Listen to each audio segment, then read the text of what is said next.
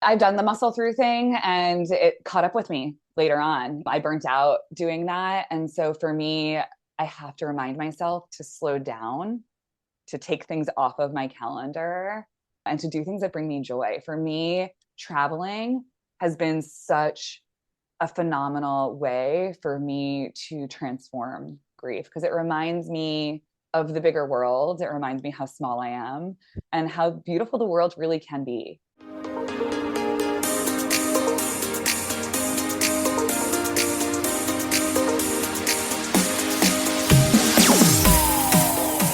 Actually did my dietetic training on Long Island in Manhasset, and Okay, I yeah, hopped yeah. around Long Island. I did the whole reverse commute from Manhattan to Long Island. You thought it was Um, time to get out as well? oh yeah, I did like mass exodus 8 years ago, pre-pandemic. It was just being born and raised in New York is such a trip because it is so stressful and it is such a grind. And I didn't realize how badly it impacted my nervous system until I was out of it. And I was like, oh my gosh, Oh, that's not the lifestyle for me. Everyone's just overworked. I can piggyback off this and we'll leave it right into the show here with going to new places. Going to Florida from New York, everything seemed super slow. Nothing was really similar. The way of life was just so drastic. But living in that New York minute, that hustle, that drive we have there has carried over for me in Florida. And even though this isn't that entrepreneur show, she is the founder of an awesome company, Body Bliss. It may come up today. But with that, let's welcome you, Miriam, to a mental health break. Awesome. Thank you so much for having me here. Really excited to chat with you today. Oh, we had some great conversation before the show. Some of it has leaked into the show, but today we're bringing on a triple board certified functional medicine dietitian, 15 years of experience helping people improve their physical and mental well-being through food, mindset, lifestyle, breath work, somatic treatment so they can feel more alive in their bodies. She also has a personal story to share that I'll let her take the microphone for that. But before we get going, I do want to welcome everyone once again to a mental health break. Thank you for making this a top 10% global show. Please subscribe, leave a review for today's great guest after the show. Let her know how amazing she did. And with that, the show is brought to you this week by Coming Alive Podcast Production. Head to comingalivepodcastproduction.com or the link in bio to get your podcast journey started today. But as promised, I'm handing you the mic right now, Miriam. Tremendous resiliency you've shown overcoming adversity. Please share your story from wherever you feel comfortable. Yeah, sure. Yeah, thank you so much for that introduction. And again, for having me here today. Like you said, I have a long story, a long history with trauma, with mental health, and with wellness. And I found nutrition and I found functional medicine and all of the somatic work that I do through my own body, right? Because I was suffering myself. And I think a lot of people can relate to that, that we often embark on careers because we're looking for answers for our own selves. And so for me, my story began when I was 13 years old. My father was actually killed on 9/11. He worked in the Twin Towers, 110th floor. And my mom was diagnosed with breast cancer 3 weeks later. My And I was goodness. 13 years old at the time and I couldn't live at home. I didn't like, I went from having like a full family to suddenly having no family. And that amount of trauma took a tremendous toll on my body. And it took me years and years, right, to finally get into therapy and do my somatic healing and my trauma therapy. And then my body was still struggling after all of that. And I was still dealing with fatigue and incessant anxiety. And then, like, my stomach always hurt and I was always nauseous and I was in pain. I couldn't sleep at night. And my doctor was like, you have high cholesterol. Really was no help. And he was like, I don't know, maybe it's because you're a woman and like hormones, which I know is so cringy. And then this was back in like 2011. And at the time I was working for a functional medicine nutritionist. And she was like, let me help you run this test. At that point I had already graduated with a degree in nutrition. She helped me run these tests. I swear in 3 months, every single problem that I had, from anxiety, from overwhelm, from like feeling just so tired throughout the day and like so sick, everything went away through nutrition. And so it's really fascinating to me how when it comes to functional medicine, there are so many different like root causes and so many reasons why we can be unwell. My life's work kind of has evolved into understanding those components and what's keeping us stuck and what are those barriers and how can we truly find healing without band-aids and medications and patches. I'm just putting more in the show notes here. I try to do a few bullet points. Sometimes we don't get to it, but I love here just to reflect quickly. Embarking on your career looking for answers for yourself. Sometimes the answers online. Yes, there's the internet. Yes, there's a lot of information, but a lot of it's not good information. And that's one of Mm-hmm. the many goals with this podcast to put true mental health advice and tips and practical strategies out there to help people. I love how you're highlighting nutrition, and I can agree with all of these, helping my anxiety when I'm actively in the gym every day or exercising. I'm not overthinking. I get more mental health benefits than physical benefits. And I'm glad that you can agree with me there. How to truly find healing. That's just truly amazing. Again, congratulations on how far you've come and overcome everything. From victim to alchemist, trauma and the gut, getting off the hamster wheel. I want to start there. We briefed it a little bit. Finding freedom and peace of mind around food in your body. Mm-hmm. What did the first steps look like for you with this? So if there's anyone out here listening on who has been neglecting their nutrition as that missing component, how can they get started? What are the first steps? Awareness. I think with anything mental health, anything health related, it starts with awareness. It's we have to understand what we're doing and where we're starting from in order to make any sort of change. And I think when it specifically comes to food, people carry so much shame and so much emotion around it. Right. And when there's shame and emotion, we're judging ourselves. And when we judge ourselves, we shut a door and there's no sense of curiosity. And if there's no curiosity, there's no growth that's possible. The awareness is almost like admitting, like, what am I doing? What actions am I taking? Am I eating regular meals throughout the day? Am I skipping meals and then binge eating at night because I'm so hungry and I'm so anxious and I'm so overwhelmed? Am I just numbing out and trying to avoid stress in my life? I know that's what I did for many years, right? I was like sleeves of Oreo cookies and spoonfuls of marshmallow. But that was 13 to, how many years was that? We have to understand like what we're doing and why we're doing it. And really understanding our why is huge. And that's going to look different for every single person. So the why can be stress, it can be trauma. The why can be nutritional deficiencies. And so really, but understanding first what you're doing then allows you to then find solutions and find like create action through it. Couldn't have said it better. I too was going down the wrong path. I went for a finance degree because I thought I wanted the corner office with the job title and all these things associated with it. And then when I got it, I never really found happiness. So after the experience I went through, made the difficult decision to go broke for a bunch of years, start writing, start podcasting, and then fast forward, I get the opportunity to hear great stories like yours. Very well said, everyone. Go after what's best for you, makes sense for you. Our best asset, time, limited, don't waste it. I now want to talk more about how you're an expert on transforming the grief.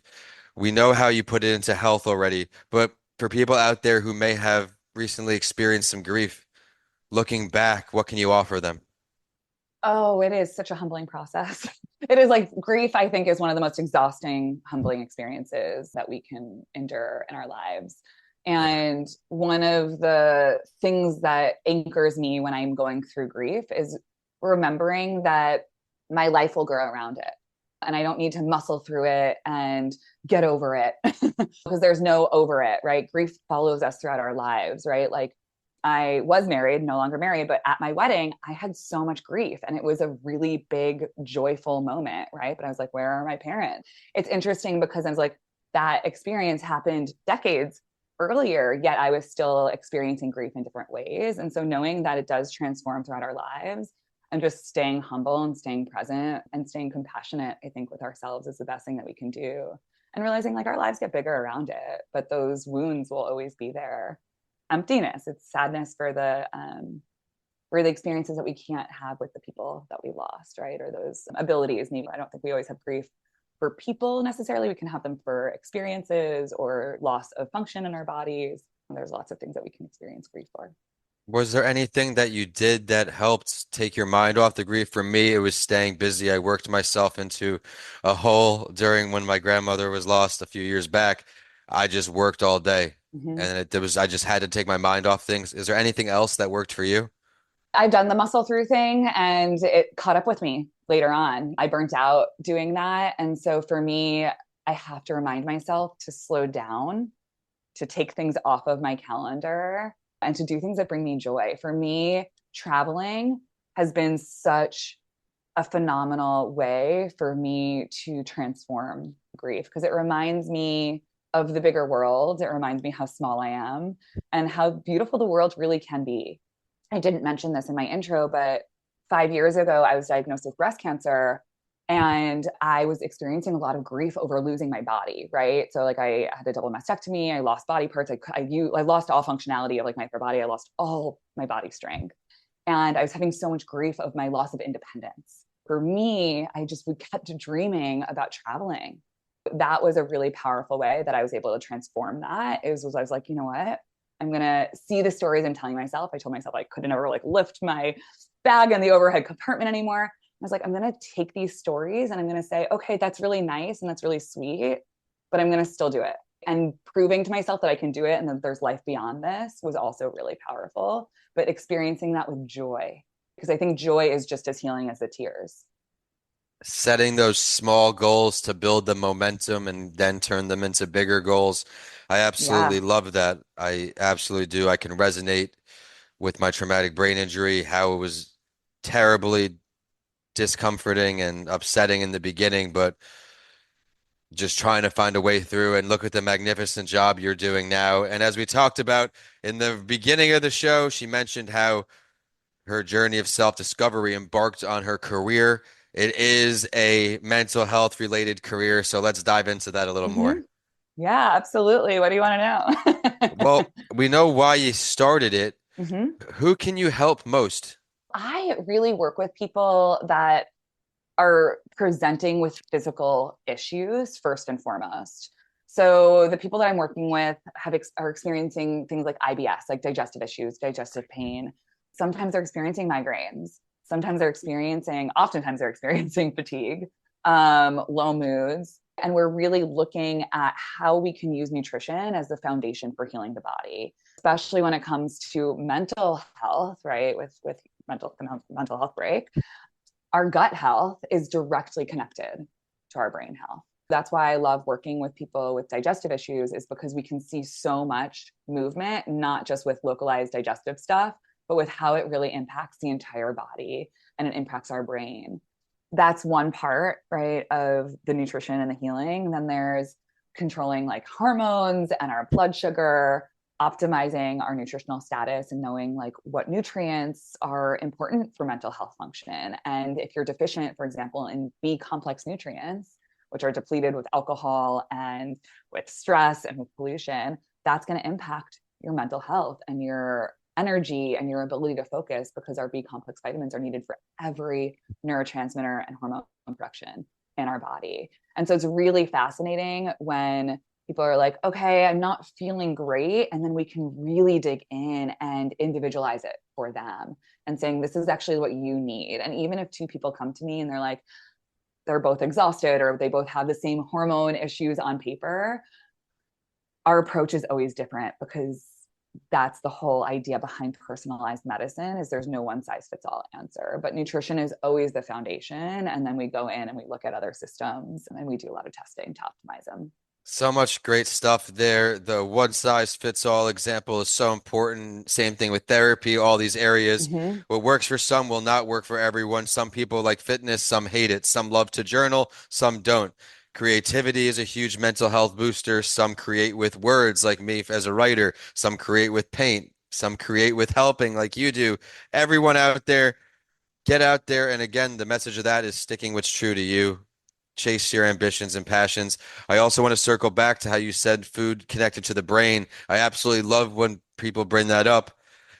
Not gonna lie, sometimes will I have a Big Mac? Is that my cheat meal of the month or something? Sure, right? I liked it as a kid, but how do I feel after eating that?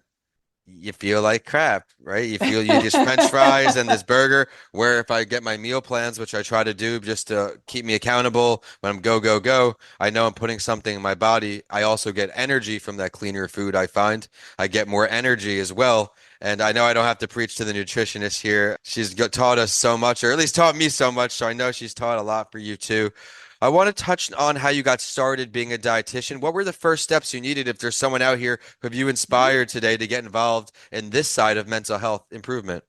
Yeah, thank you for asking that. I know the process has changed a little bit, but when I went through it, I got my bachelor's degree in nutrition and dietetics. Then I became a registered dietitian by applying to a dietetic internship program. It was like Okay. 1,100 hours of hospital work. So I did rotations around the hospitals. I worked in food service. I worked in like inpatient bedside. I worked outpatient community healthcare.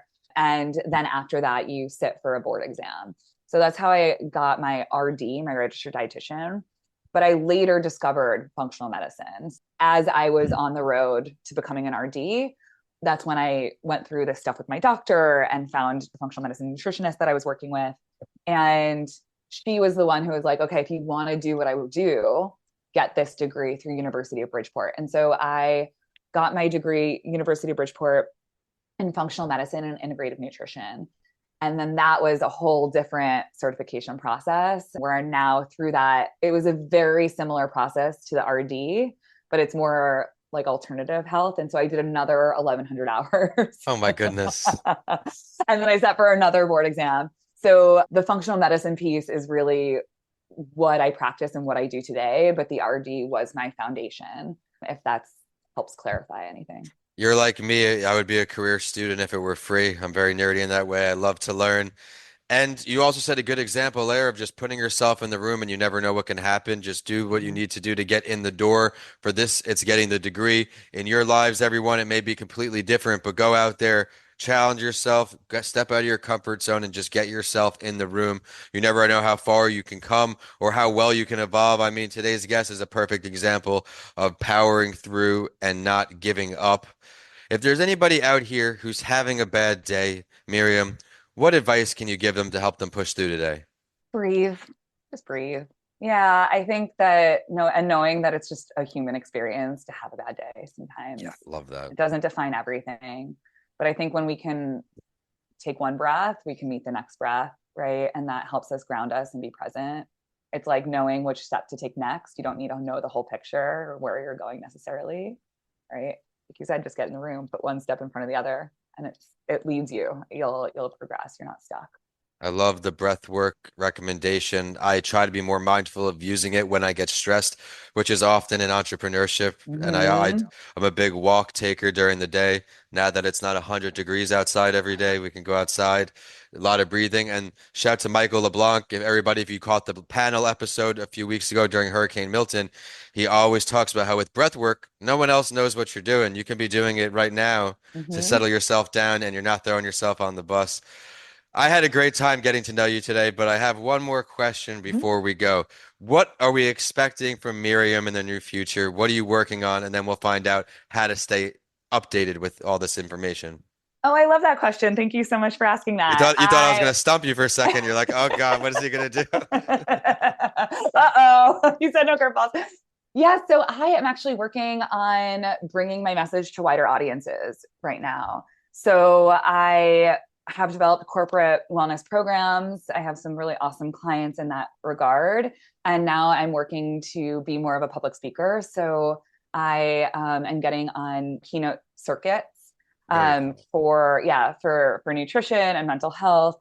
And then I'm also working on my book. Oh, So tell me more. Tell me more. well, my book is a memoir, and it's about my own healing journey, and it basically takes you through the lessons that I learned through losses and all the trials and tribulations that I've gone through. And How long ago it's did you start writing? probably like 3 years ago I started. It's your first book? Um, this is book number one. I am You not. I've you're rushed just like myself so you're much just my like whole me. life. You do it. Take Yeah, your time. Take your time. that's exactly what I'm doing, and it feels so good to not My like I've like first book. rushed everything. I think And so now I'm just breathing. I started putting thoughts down. I want to say over 3 or 4 years it took me for my first book.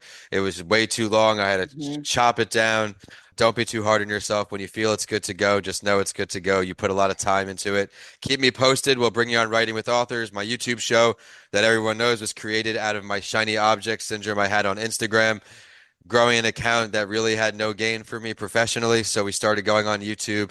That's an all video podcast. Will help promote your release there. Just follow up with me so I don't forget. Thank you. But I have to, of course, I'm happy to do it. I love bringing guests on multiple shows, give the audience another chance to connect with them. But with that, I want to thank you so, so much for taking time out of your day across the country to tune in with our audience. Where can we find you online?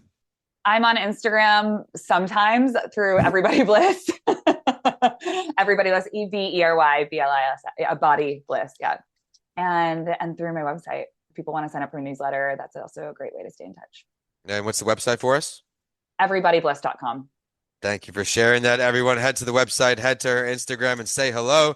We are on all podcast platforms, all social media platforms. Please rate us and leave us a review if you like today's show. Again, let Miriam know how great she did.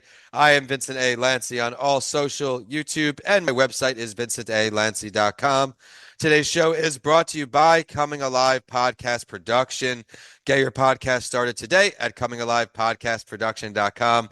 And with that, we are signing off. California over to Florida. Thank you so much, Miriam. Thank you so much.